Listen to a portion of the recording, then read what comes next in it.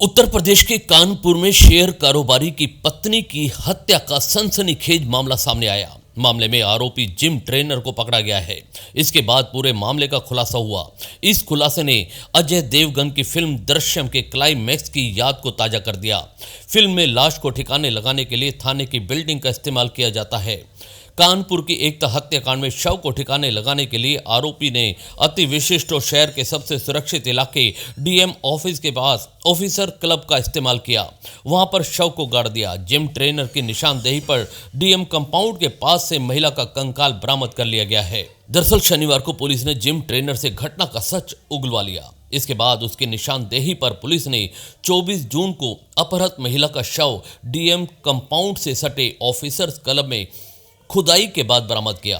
परिसर डीएम आवास से सटा हुआ है। इसके पास ही पुलिस लाइन और जेल भी है। पुलिस ने कड़ी सुरक्षा में 2 घंटे की खुदाई के बाद कंकाल हो चुके शव को बाहर निकाला। जिम ट्रेनर विमल सोनी को महिला के अपहरण और हत्या के केस में गिरफ्तार कर लिया गया है। शव की पहचान मृतका के परिजनों द्वारा की गई है। देर रात पंचनामा के बाद शव पोस्टमार्टम के लिए भेज दिया गया। पुलिस के मुताबिक कोतवाली में दर्ज अपहरण के केस में बड़ी कामयाबी मिली है।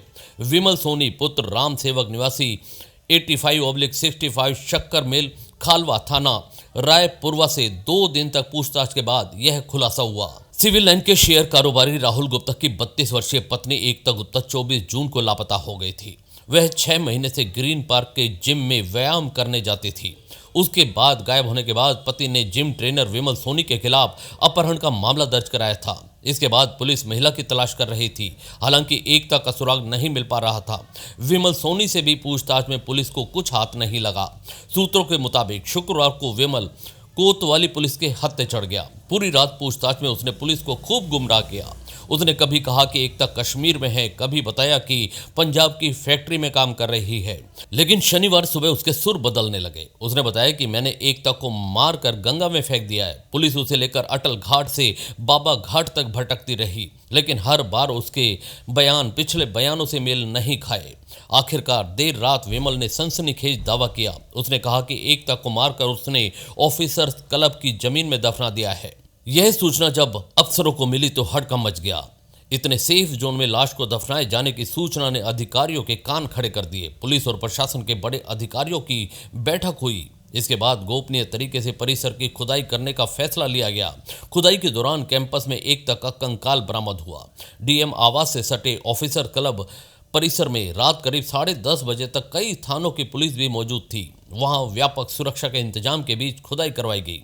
रात करीब 12:45 पर पुलिस ने एकता का शव मिलने और विमल की गिरफ्तारी की पुष्टि की। शव की शिनाख्त कपड़ों और बालों से की गई। पति राहुल गुप्ता ने एकता की मौत के बाद कहा कि पुलिस ने कार्यवाही में देर की, वरना एकता को जिंदा बरामद कर लिया जाता। परिजनों में एकता की मौत के बाद मातम परस गया है। हर किसी की आंखों में आंसू देखे जा रहे थे।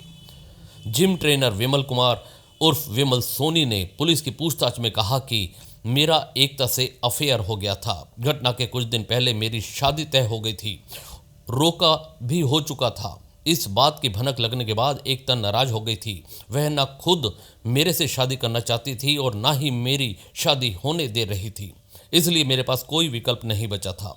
उसने एकता की हत्या की साजिश के लिए दृश्यम और दृश्यम 2 फिल्म को 22 बार देखा। इसी के बाद डीएम कंपाउंड के अंदर एकता के शव को गाड़ने का आइडिया आया। हत्या के आरोपी ने पूछताछ में यह भी बताया कि कार में झगड़ा होने के दौरान उसने एकता की नाक में घुसा मार दिया था।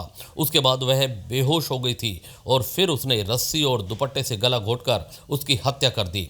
उसके बाद उसके शव को गाड़ दिया था। पुलिस अफसरों ने बताया कि दोपहर के बाद हत्या के आरोपी को कोर्ट में पेश किया गया। वहां से उसे न्यायिक हिरासत में जेल भेज दिया गया है। शादी की बात तो नहीं है, लेकिन ये बात जरूर है कि जब 20 दिन के बाद जब वो ट्रेनिंग पे आई, उसी दिन आई थी। उसके पहले 20 दिन तक ट्रेनिंग पे नहीं आई थी।